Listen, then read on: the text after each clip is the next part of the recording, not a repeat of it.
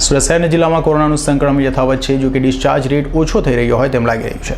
ત્યારે રવિવારના રોજ નવા 158 પોઝિટિવ કેસ આવતા કુલ આંક 48,829 થયો છે। કોરોનાથી વધુ 2ના મોત સાથે મૃતાંક 1,122 થયો છે, જે કોરોનાને માત આપનારાઓની સંખ્યા 46,582 પર પહોંચી છે।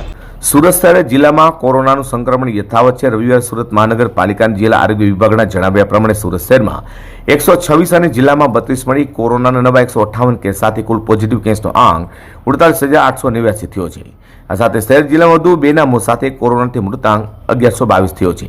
સુરત શહેરમાંથી 133 અને જિલ્લામાં 32 મળી કુલ 165 દર્દી કોરોનાને માત આપી સાજા થવા પામ્યા હતા, જેને પગલે કોરોનાને માત આપનાર દર્દીઓની સંખ્યા 46,582 થવા પામી છે।